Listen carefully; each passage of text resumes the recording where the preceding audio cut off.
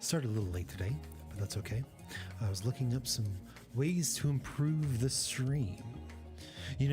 Hi, hello.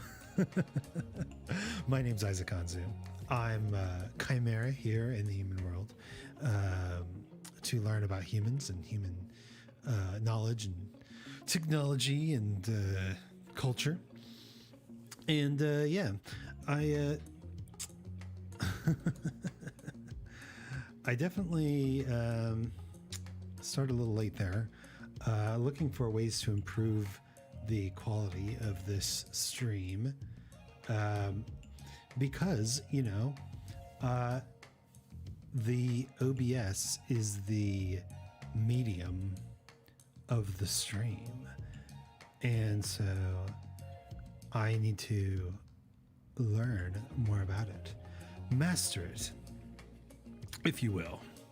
I felt a yawn coming on there. I can't be yawning yet. We just got started. Oh goodness. Anyway, yeah. Things are kind of crazy right now. I feel very busy. Feel very tired. But that's not going to stop me from learning all about misquotations. There's a whole wiki quote page on misquotations, and I'm excited to check it out. Let's see. First though, I do need to announce that unfortunately my next normal stream on Saturday, I will not be able to stream. The big C is being overtaken by the big V, and the big P is coming to an end, which means the big Q is also coming to an end, which means all the humans want to go frolic and play outside. And boy, am I an inside person. And yet I must give in, and I must fill my my time with friendship and laughter. Sounds like such a drag, I know. But hey, that's not as important as seeing people again. That sounds nice, I guess. I mean, I've got so much to do. I wish I could see people and convince them to help me with the things that I have to do.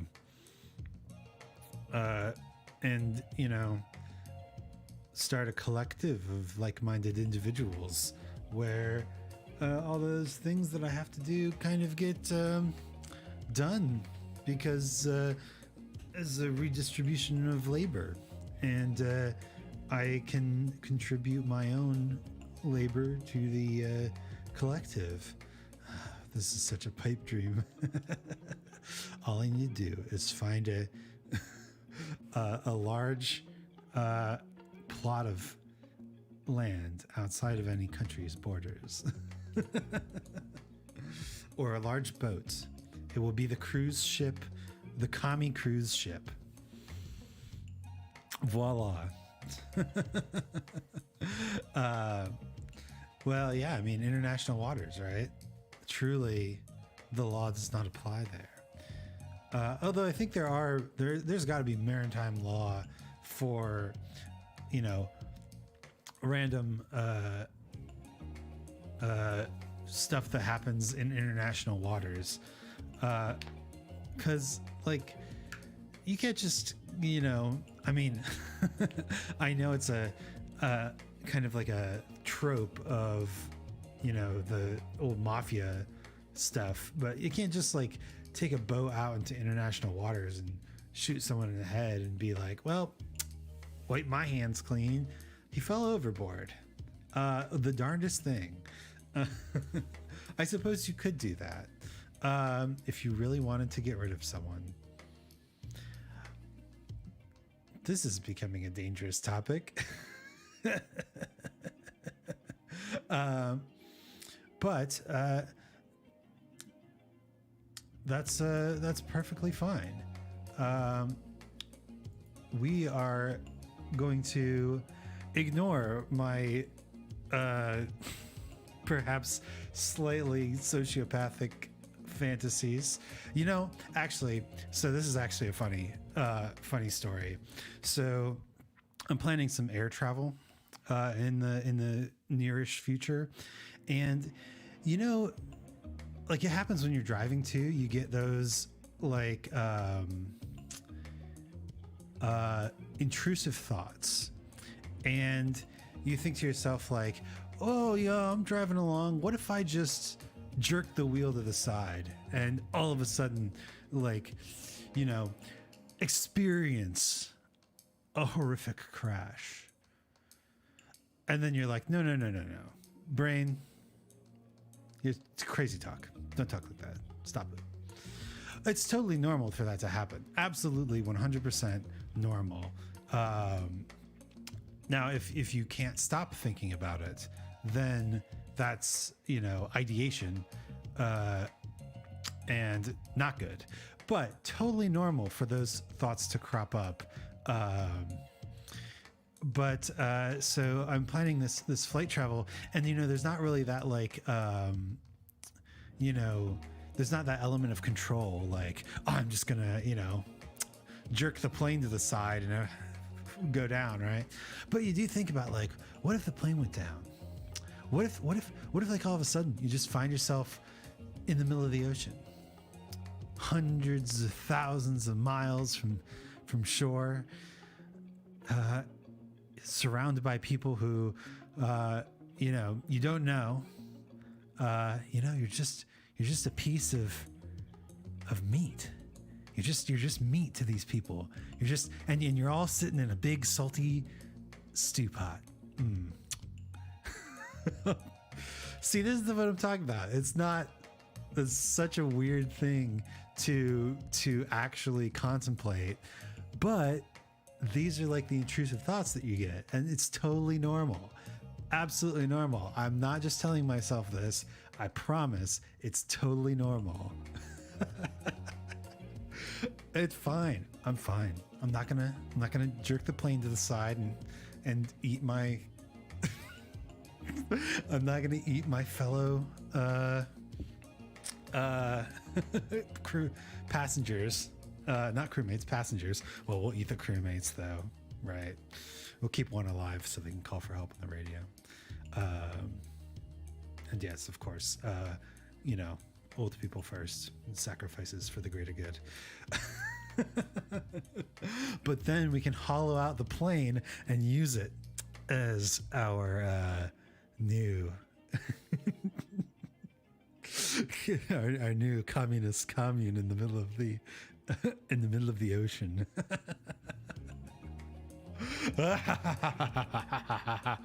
Oh man, I must be really tired. Hey, so today we're going to talk about actual something I found on Wiki Quote, an entire list of misquotations, and you know what? I like learning about fun things like quotes. Quotes are good. We can talk about philosophy. We can talk about philosophy from people who didn't actually say those things. So let's go. Wow. Misquotations. This page consists of things that many people think are correct quotations, but are actually incorrect. This does not include quotations that were actually blunders by the people who said them. Wait. Oh, okay. So there's the political gaffe. Well, that's a much shorter article. I was hoping for a list. But anyway, misquotations. All right, let's get started. A lie can travel halfway around the world while the truth is putting on its shoes. Mark Twain, Winston Churchill, Thomas Jefferson, Ann Landers et al. Man, this is a popular one. I guess you get like your era's smart, thinky writer leader, and you say, oh, yeah, they said this one, but it was actually Jonathan Swift, who has his own wiki quote page, because apparently he is very quotable. But he's the guy who wrote, A Modest Proposal, which is very topical, actually. It's basically saying, these poor people, they have food all over the place. Just eat their children. Wow, topical. We were just talking about cannibalism earlier. Poof, wow. But it is satirical. It is pretty much like in a lot of schools, the basic, like, this is satire text that they teach you in English class. It's not meant to be serious, but it's meant to satirize a viewpoint that the upper class might take. I didn't realize he also wrote Gulliver's Travels. Dang, this guy writes. His deadpan, ironic writing style, particularly in A Modest Proposal, has led such satire being subsequently termed Swiftian. So next time you see something satirical, you can comment on it. How Swiftian of you, if you really want to kill the mood at a party. Hell is just a frame of mind, widely claimed on the internet to be a quotation from Christopher Marlowe's Dr. Faustus. An excellent play. The demon Mephistopheles in Dr. Faustus does, however, imply a similar idea by saying that losing his place in heaven makes him experience hell by comparison wherever he is. So hell is just a frame of mind. Why this is hell, nor am I out of it. Thinkst thou that I, who saw the face of God and tasted the eternal joys of heaven, am not tormented with 10,000 hells in being deprived of everlasting bliss? Actually, there was a Saturday morning breakfast, let's see, SMBC. There was a Saturday morning breakfast serial comic just the other day, Drugs. Yeah, this one. Check this comic out. It's really good. But essentially, Satan is like, we don't want the purest evil. We want the maximum evil, and we need good things to happen so that people can, be evil, fight against them, suffer against them. All right. If you have an apple and I have an apple, and we exchange these apples, then you and I will still each have one apple. But if you have an idea and I have an idea, and we exchange these ideas, then each of us will have two ideas. Very cool. Charles F. Brannan. So misquoted, attributed to George Bernard Shaw. But Charles Franklin Brannan actually said it. He was the last living member of Truman's cabinet, the 14th United States Secretary of Agriculture.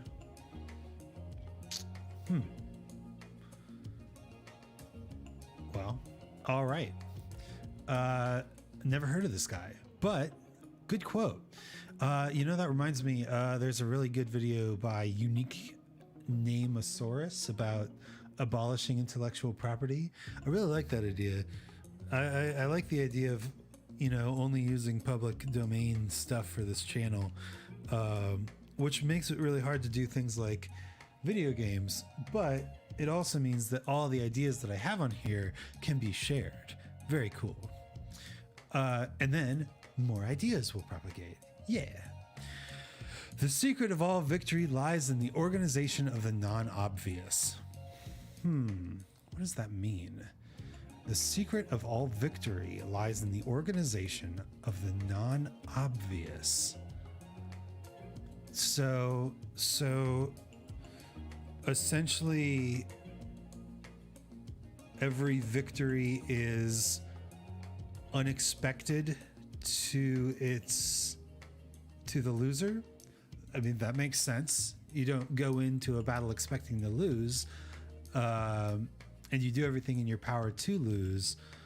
But I think maybe if you as a competitor are overly strong, then your opponent will forfeit or pull back or retreat. In order to fight and become victorious, you have to appear equal and then strike from an unexpected angle. Widely attributed to Marcus Aurelius, this quote appears in The Decline of the West by Oswald Spengler. We're just going to go through and click on all these people. Marcus Aurelius, what a great guy. I actually really, really love this guy. He was the last of the rulers known as the Five Good Emperors. There's, like the Rome was going to fall when they said, oh, this guy is one of the Five Good Emperors.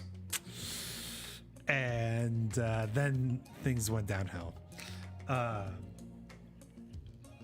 But this guy's a big proponent of the philosophy of Stoicism, which I really like. It's in his meditations book, Stoic Philosophy. Super cool. I love this philosophy, and honestly, I think it's so applicable even in modern society. 250,000 years. When did it actually start? 1579.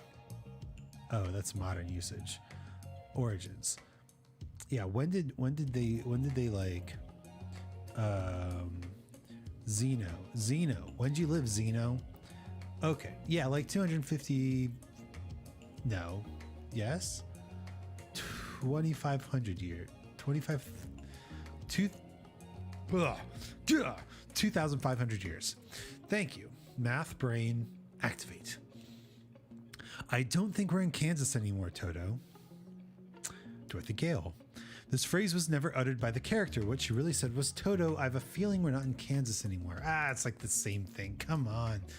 But I have heard more often this phrase, this wording. I don't think we're in Kansas anymore. In essentials, unity. In non-essentials, liberty. In all things, clarity. No, charity. In all things, charity. In necessarius unitas, in non necessaritas or dublis libertas, in utrix or omnibus caritas. Please don't judge my Latin. I'm already learning Japanese, and I just started learning German too. Don't judge my Latin. I know nothing about it yet. Maybe I'll learn Latin too.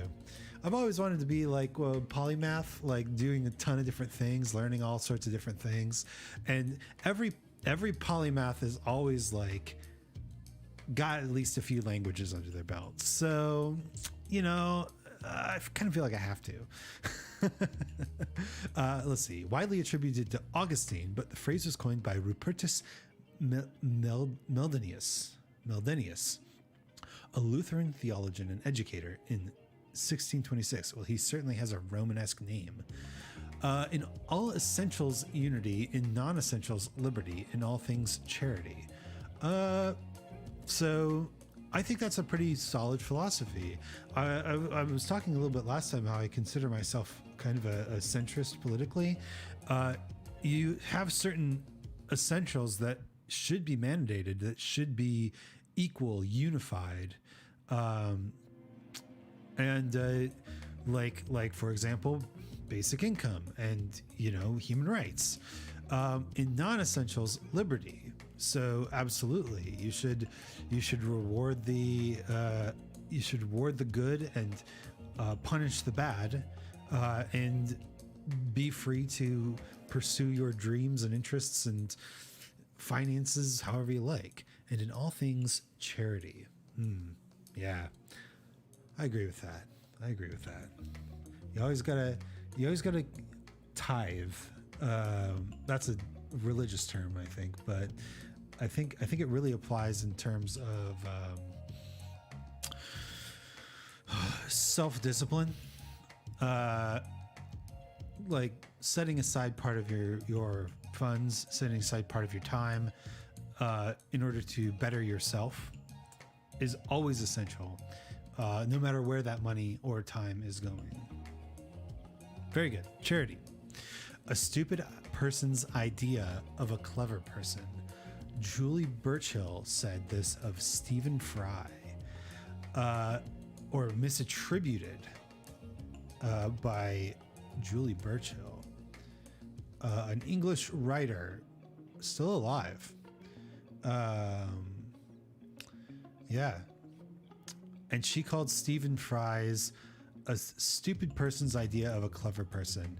Ooh, I mean, that's such a good insult. And I would probably agree. Stephen Fry is a cool dude, but I feel like he's a very cool dude in the way that, what's his name? Neil deGrasse Tyson is a cool dude, and that he talks about interesting things and he does cool documentaries and comedy and whatever. But it's all very like, it's not deep. It's very pop philosophy, right?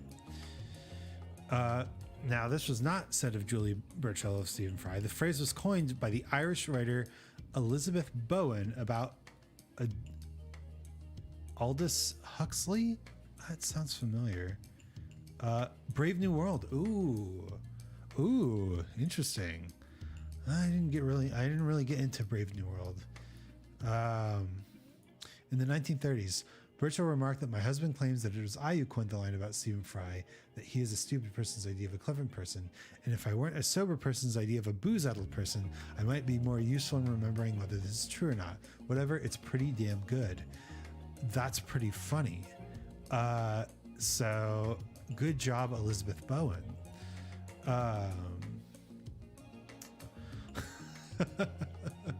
You got isn't that's the isn't Malcolm X or the Berenstain Bears? There's an effect where you hear a certain thing and it becomes real to you, but even though it wasn't real, like the spelling of the Berenstain Bears.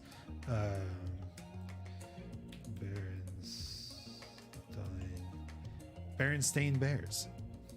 Berenstain Bears, right? It's pronounced Berenstain, but it's spelled Berenstain, and people misremember it. Wow, holy smokes! How many video games were there about the Berenstain Bears? Well, they're all like educational. Let's see.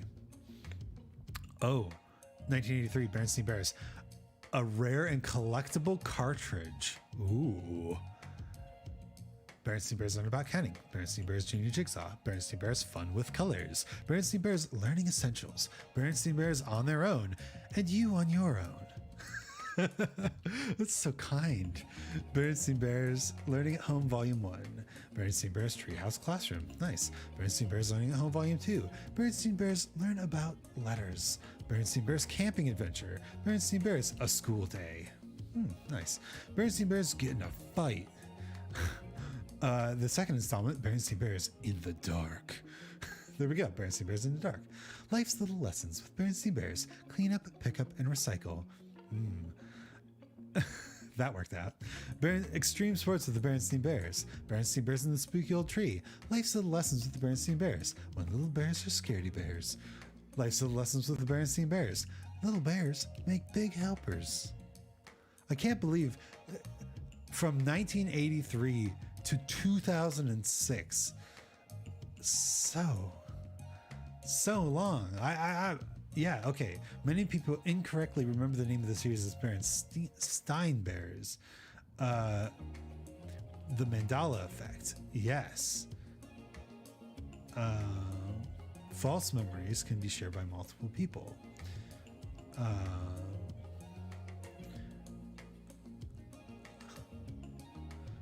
Memories of the title Berenstain Bears children's book being spelled Berenstain. The logo of clothing brand Fruit of the Loom featuring a cornucopia, which it never did. And the existence of a 1980s movie entitled Shazam starring comedian Sinbad as a genie, which also never happened. Shazam is Kazam with Shaquille O'Neal. And yeah, the fruit of the loom never had a cornucopia.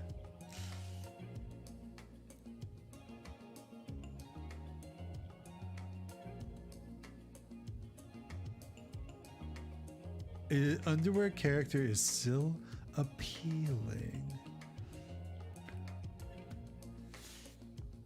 Even the company wasn't sure, but no, look, no cornucopia.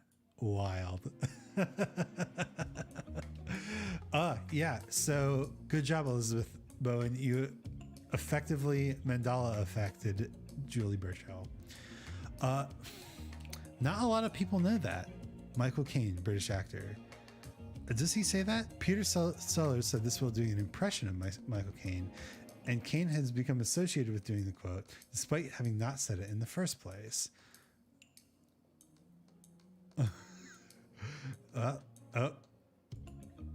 Sorry, ad blocker. Not a lot of people know that.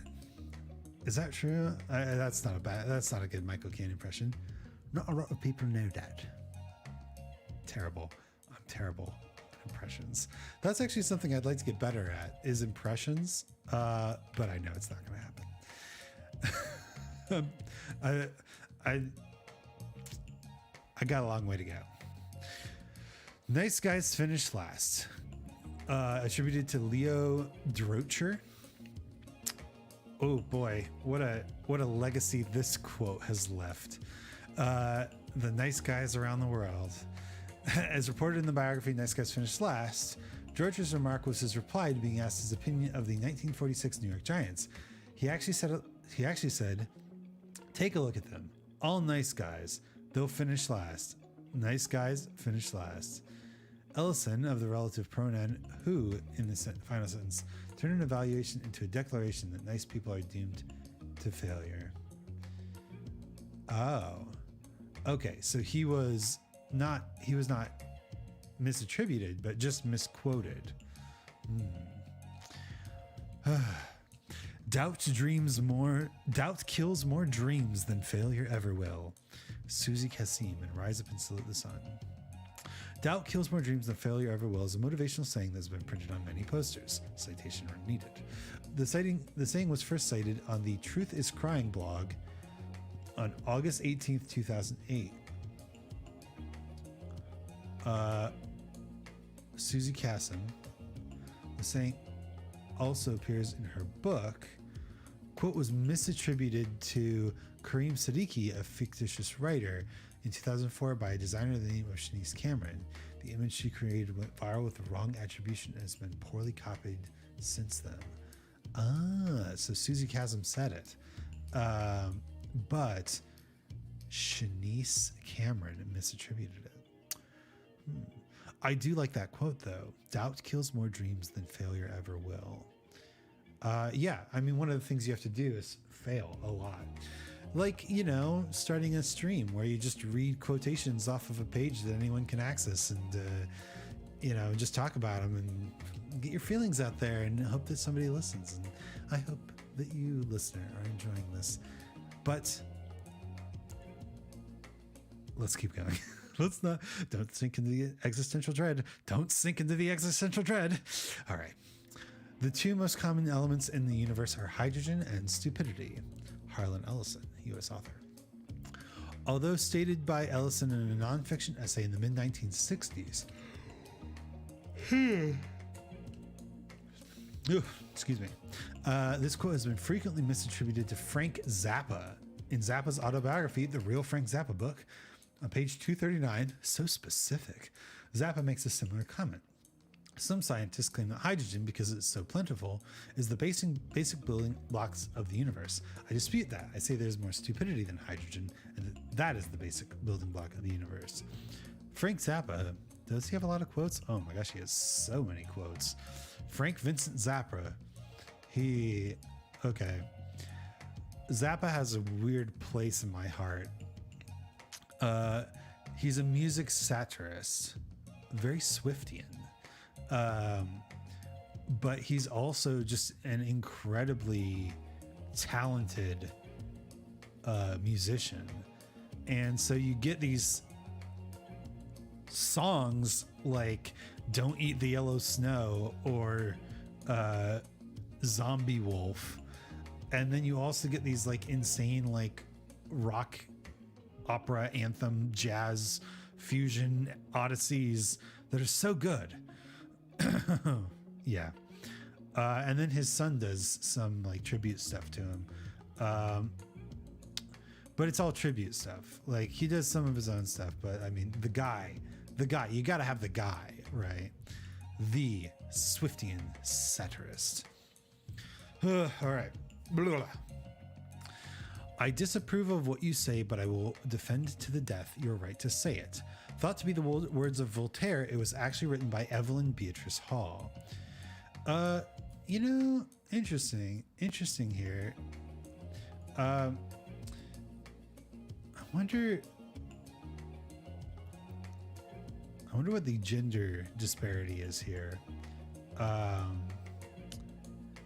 Because a lot of these are quotes by men misattributed to men, or quotes by women misattributed to women. Or quotes by women misattributed to fictitious characters. But I wonder how many ideas are so genderless that they could be easily misattributed to a person of a different gender without causing strangeness in the brain, false memories. Oh, she wrote the biography of Voltaire, The Friends of Voltaire. She wrote the phrase, I disapprove of what you say, but I will defend to the death your right to say it, as an illustration of Voltaire's beliefs. Oh, this is a quotation which is sometimes misattributed to Voltaire himself. So it is not necessarily a genderless idea, but rather she was writing about, she was summarizing Voltaire's beliefs, and people said, oh yeah, so Voltaire just said that. Who the heck is Voltaire? Good question. Good question, Isaac. Let's go look. He's a French guy from Enlightenment era. Neat. Oh, okay. Well, yeah. What's his famous works? Do I know anything? Plato's Dream. I think that's Plato's Dream is among the first modern works in the genre of science fiction. That's cool. Voltaire, science fiction author. Didn't know that. To learn who rules over you, simply find out whom you are not allowed to criticize. Also Voltaire. A similar quote is noted in a 1983 polemic by Kevin Storm, a neo-Nazi writer, oof, who used the phrase in reference to the gay mafia, oof. Strum, in turn, attributed to the phrase to the 1960s speech by academic turned white supremacist, oof, Reveal P. Oliver. Boy, howdy, what a polarizing phrase. But I think isn't the hallmark of a strong society the ability to criticize anyone, right? Free speech and all that. So if you are not allowed to criticize someone, then truly, you know, they have some sort of oppression over you. But if you are socially not allowed, so there's a difference between like you will get arrested and killed if you criticize someone versus you socially shouldn't criticize someone, like, you know, don't shit on babies or disabled people or people with lifetime illnesses, right? And I think that distinction is lost perhaps by neo-Nazis. If I can't dance, I don't want to be in or a part of your revolution. If you can't dance to it, it's not my revolution. Widely attributed to Emma Goldman, but according to Goldman scholar Alex Cates Schulman, it was instead the invention of anarchist paint printer Jack Frager for a small batch of Goldman t-shirts he printed in 1973.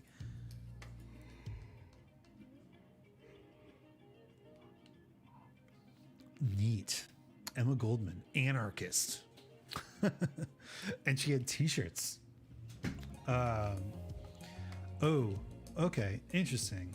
So in Russia, spent 2 years in jail for conspiring to induce people not to register for a draft. I mean, fair enough. Very cool. Hey, Emma Goldman. Be that free-thinking rebel woman.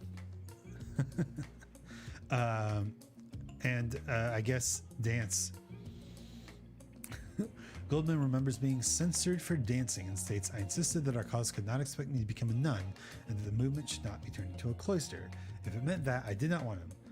I want the freedom. I want the right to self-expression. Everybody's right to beautiful, radiant things. In the motion picture V for Vendetta, V, played by Hugo Weaving, says that a revolution without dancing is a revolution not worth having. Oh, I didn't realize that was... I mean, V for Vendetta is a very anarchist movie. I didn't realize that was a real quote, though. Just the facts, ma'am. This is the best-known quote from the Jack Webb series Dragnet. Was never said by Sergeant Friday in any of the Dragnet radio or television series. The quote, however, was adopted in 1997 Dragnet pseudo-parody film starring Dan Aykroyd and Tom Hanks, in which Aykroyd played Sergeant Joe Friday. All we want are the facts, ma'am. All we know are the facts, ma'am. Just the facts, ma'am, is incorrect. But that's such a Dan Aykroyd thing. I mean, you can imagine Dan Aykroyd. Just the facts, ma'am. You can totally see that. We trained hard, but it seemed that every time we were beginning to form up into teams, we would be reorganized. I was to learn later in life that we tend to meet any new situation by reorganizing, and a wonderful method it can be for creating the illusion of progress while producing confusion, inefficiency, and demoralization. Usually misattributed to Petronius Arbiter, actually by Charlton Ogburn. You know, very true, very true. And you can do this in your life too. If you keep organizing your notes and you keep scheduling and you keep,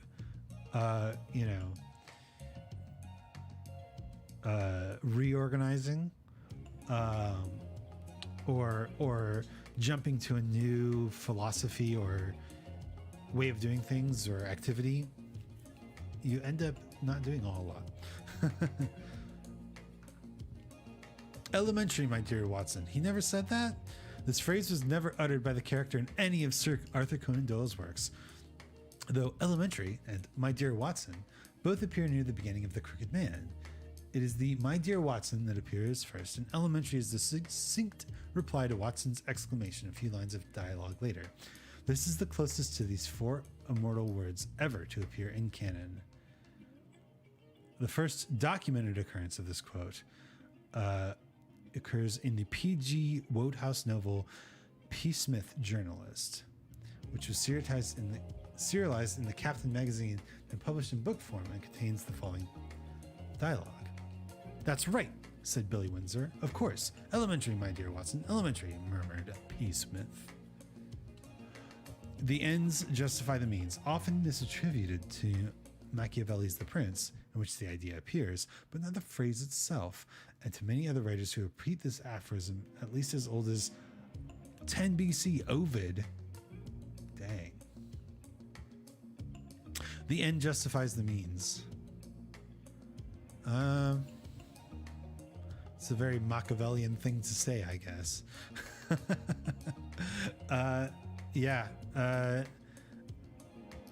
Machiavelli's name came to evoke unscrupulous acts of the sort he advised most famously in The Prince. His experience showed him that politics have always played with deception, treachery, and crime. He also notably said that a ruler who is establishing a kingdom or a republic and is criticized for his deeds, including violence, should be excused when the intention and the result is beneficial. The intention and the result. So this is interesting because a lot of people take the ends justify the means and ignore the intention, right? If your intent is to step on other people to get ahead, and the result is that, you know, you get into a position where you can make the world a better place, then those means aren't justified. Machiavelli's Prince was much read as a manuscript long before it was published in 1532, and the reaction was mixed. Some read it as a straightforward description of the evil means used by bad rulers. Others read it in evil recommendations to tyrants to help them maintain their power. Whew. Pretty controversial work, that's for sure. There's a sucker born every minute. Ooh. While this is often attributed to P.T. Barnum, it seems to have been said by one of his competitors commenting on one of Barnum's exhibits. You know, that that is pretty funny because Barnum was a pretty notorious con man. Hoaxes, right? His personal aim was to put money in his own coffers. Yeah, I mean, he basically made up stuff for views. Whoa, what a topical topic. Perhaps we should do a P.T. Barnum stream. Actually, that would be pretty fun. But have to phrase it a little differently. You know, we don't want to do a P.T. Barnum. He was also a pretty notorious animal abuser, and I don't like that. So maybe we do like P.T. Barnum, or maybe like circus, or Ripley's Believe It or Not. I don't know. Believe it or not. Okay, got that one written down. On the whole, I would rather be in Philadelphia. Misattributed to W.C. Fields. Actual quote, here lies W.C. Fields. I would rather be living in Philadelphia. Presented as one of a group of artists writing their own epitaphs. Epitaph? I'd like to see Paris before I die.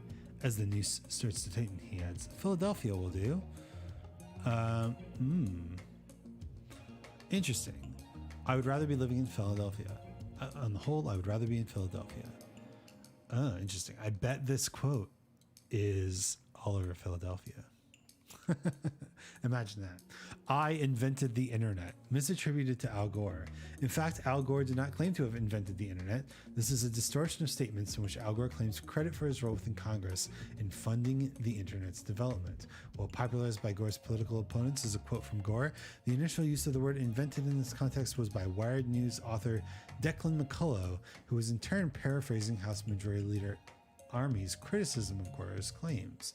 The correct Gore quote from CNN's late edition: during my service in the United States Congress, I took the initiative in creating the internet. I took the initiative in moving forward a whole range of initiatives that have proven to be important in our country's economic growth and environmental protection, improvements in our educational system. I like it. There's but to do or die. Wait. There's not to reason why, there's but to do and die. Wait, I've never heard this one. There's but to do or die. Haven't heard this one, but this is a misstatement from the line of Tennyson's Charge of the Light Brigade. Lord Alfred Tennyson. He looks like a very tired man. Oh, but he's writing about the Charge of the Light Brigade. So maybe that's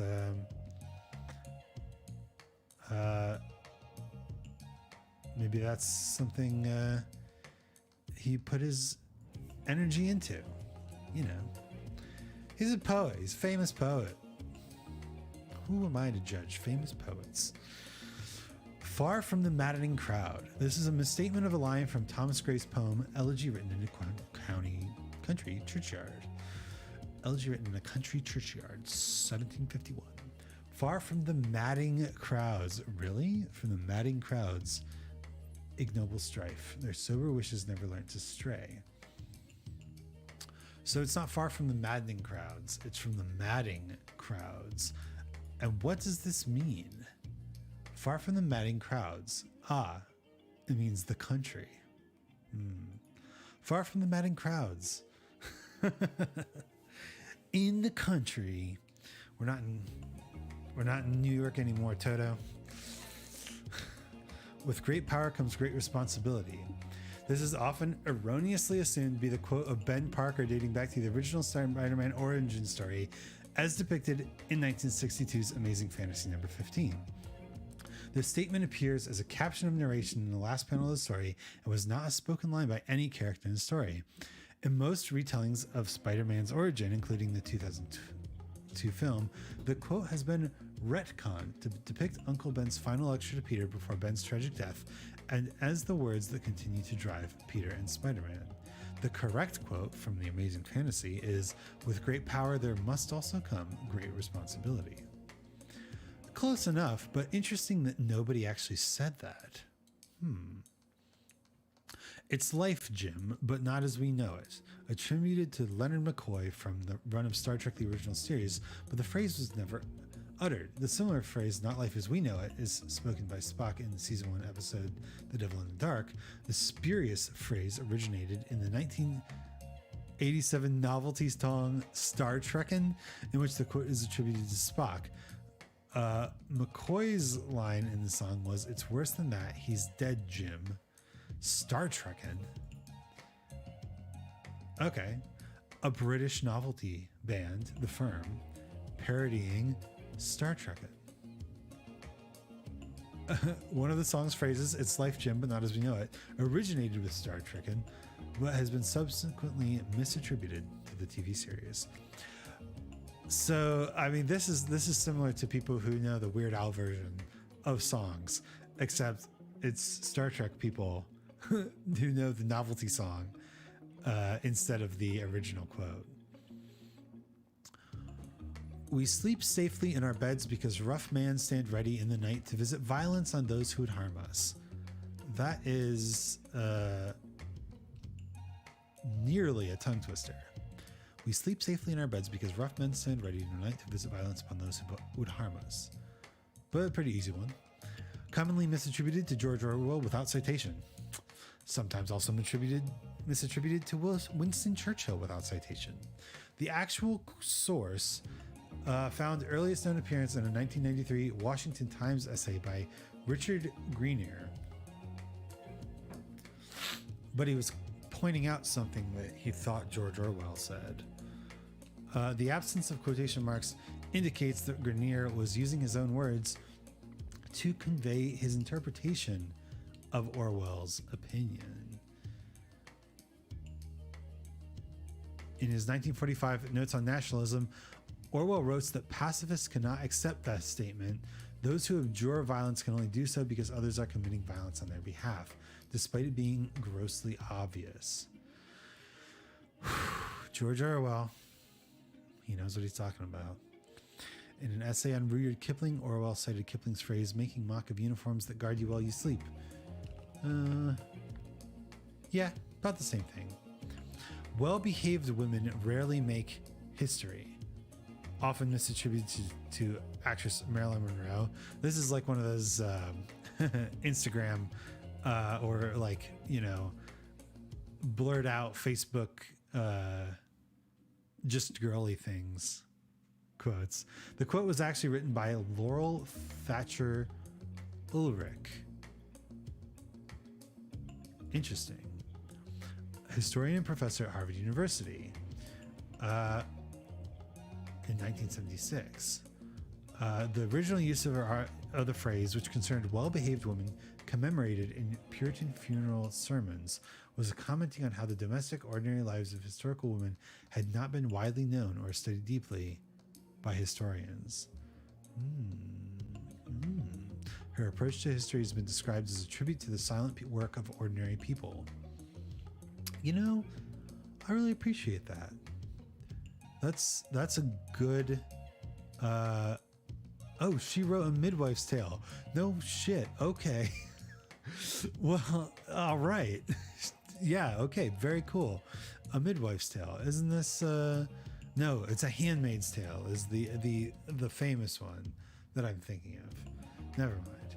But still cool. I like her approach on things. Very, very cool. Um, it's good to remember that history is not just, you know, big names and wars and famous inventions. You know, people lived there too. Well, that escalated quickly, was said by Ron Burgundy following a fight with local anchormen. The correct quote is, boy, that escalated quickly. This is probably misquoted on a meme, because that's pretty close. Come on. Please, sir, can I have some more? Commonly thought to be said by Oliver Twist in the Parish Workhouse. The correct quote is, please, sir, I want some more. Please, sir, I want some more. The harder he works, the luckier he gets. Variations are frequently attributed to Donald Trump or his wife in an interview, but the phrase originated with Samuel Goldwyn, the harder I work, the luckier I get. But he was believed to be paraphrasing the quote below. I'm a great believer in luck, and I find the harder I work, the more I have of it. There you go, the original quote. There's no record that this was said or written by Thomas Jefferson. Interesting. Its first print appearance is by F.L. Emerson in 1947. Wow. F.L. Emerson struck a nerve there if he really got a quote that people think is Thomas Jefferson worthy. Wow. But I think that's very true. You know, it's kind of like the person who wins, the person who's most likely to win at the casino is the person who's there all the time, right? The person most likely to succeed at a art form or a talent or a hobby or work, right, is a person who shows up and does it, right? The harder you work, the more lottery tickets you buy for the things that might go your way, right? Ladies and gentlemen of the class of 99, wear sunscreen. The wear sunscreen speech is regularly attributed to Kurt Vonnegut or Baz Luhrmann. What? But was originally written in 1997 as a newspaper column by Mary Schmitz as a semi-parodic guide to life for students. Swiftian satire. Wear sunscreen. Advice like youth, probably just wasted on the young. Commonly known by the title Wear Sunscreen, is an essay written as a hypothetical commencement speech by columnist Mary Schmitz.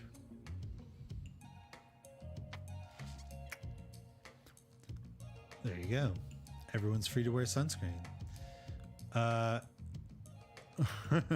Wow. The wear sunscreen speech. Ladies and gentlemen of the class of 99, wear sunscreen. If the mountain won't come to Muhammad, then Muhammad must go to the mountain. Often attributed to the Prophet Muhammad, but there's no evidence that he actually said this. The phrase actually originates in the retelling of the story of Muhammad by Francis Bacon in 1625. Interesting.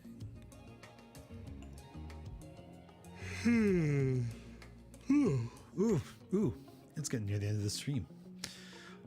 A billion here, a billion there, and pretty soon you're talking real money. Attributed to Everett Dirksen. Dirksen occasionally used the phrase a billion here, a billion there in his speeches, but the latter of appendage was apparently the work of a newspaper reporter. Dirksen noted that although he never said the whole comment, he liked the misquotation and never seriously objected to its misattribution.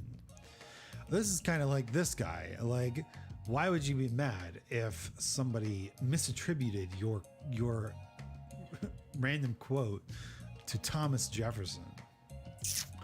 I'd be stoked. I just realized this is probably too small. Look at that. Legibility. Yeah, but you know, it's too late. I should have done that earlier.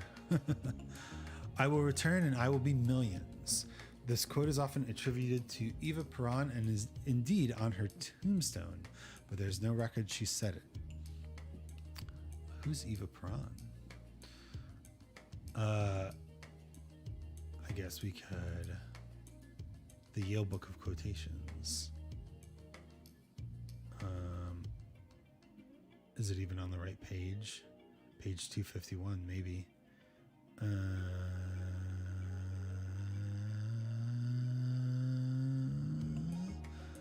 I don't see it. It's cool that they were able to cite a specific page in that book, though. Normally, when we get books like that, they just don't have any citation at all. Let's see. We're getting to near the end of the stream here, so let's see. Let's just read some quotes. I love my cigar, but I take it out of my mouth once in a while. Groucho Marx, according to urban legend, but apparently never said it. Winning isn't everything, it's the only thing. Vince Lombardi always insisted that he had never said this. Oof. But there was an actual football coach that said it.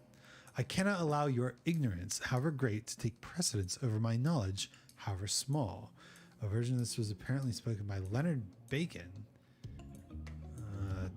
This is an American congregational preacher and writer. He was at Yale. Interesting. In the 1800s. Neat. I mean, probably a pretty smart guy, right? I would say that this is a pretty good statement.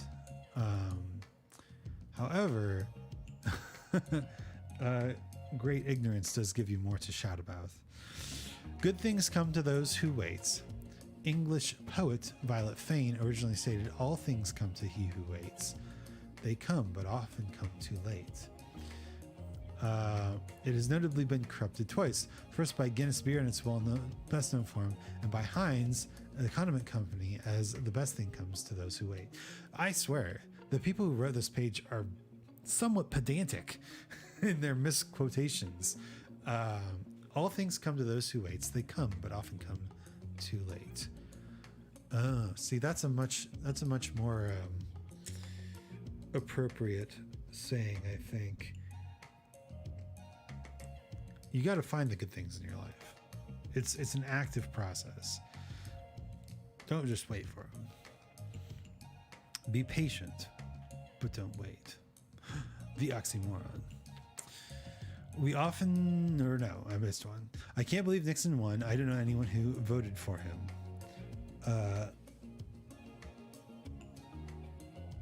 Interesting. Allegedly said by the film critic.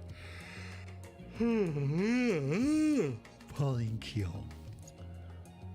We buy things we don't need with money we don't have to impress people we don't like. Often presented as a line from the movie Fight Club. The original quote, spending money you don't have for things you don't need to impress people you don't like, is attributed to Walter Slezak.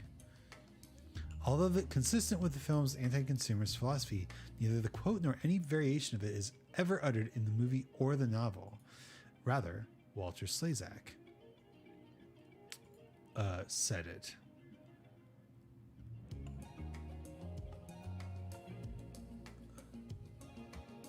An Austrian-born film and stage actor. Neat. He won a Tony. Hey, nice. Congrats.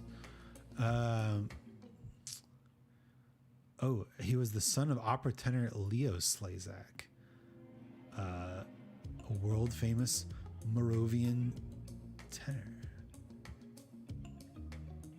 associated with the Austrian opera. Pretty cool. Cool family. This is probably where it came from. The novel does contain the line, a lot of young people try to impress the world and buy too many things. And at one point in the film, the character played by Brad Pitt says, working jobs we hate so we can buy shit we don't need. This is absolutely Mandela effect, right? He said this line and then people saw this quote and then they're like, oh yeah, I think I remember that. Yeah, I definitely remember that. The British are coming. Paul Revere did not shout this phrase, which is attributed to him.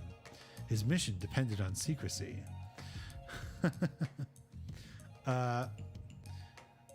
Yeah, there you go. The Shags are better than the Beatles, popularly misattributed to musician Frank Zappa. The description of the Shags, a notoriously inept rock girl group from the 1960s, as being better than the Beatles was actually the work of Lester Bangs. Zappa did hold the group in high regard despite not using the phrase. I don't really care about Lester Bangs, but outsider music, music by self-taught or naive musicians. Hey man, that's actually pretty cool.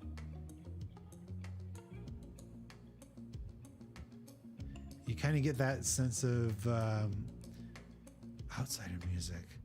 I like it. I like it. I like it. A verbal contract isn't worth the paper it's written on. A corruption of an actual quote by Samuel Goldwyn. Don't worry, be happy. Oh, we heard about this one. This is the one that brought me to this page. This is a good place to stop.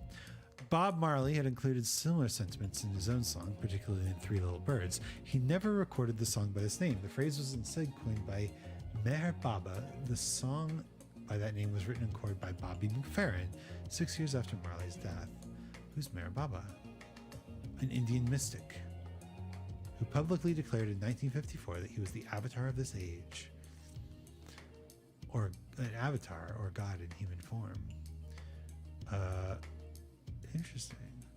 Baba lovers. What's his philosophies, man? Oh, he did the vow of silence. Holy smokes. 44 years of silence? I guess, yeah. That's pretty cool. Meher Baba said that his silence was not undertaken as a spiritual exercise, but solely in connection with his universal work. Man's inability to live God's words make the Avatar's teachings a mockery. Instead of practicing the compassion he taught, man has waged wars in his name. Instead of living humility, pride, and truth of his words, man has given way to hatred, greed, and violence. Because man has been deaf to the principles and precepts laid down by God in the past, in this present avataric form, I observe silence. Huh.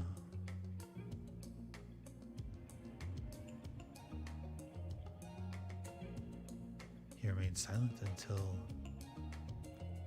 he died. You gotta respect. You gotta respect the guy who can pull that off. Well, that was an interesting set of quotes. Interesting philosophy. Interesting.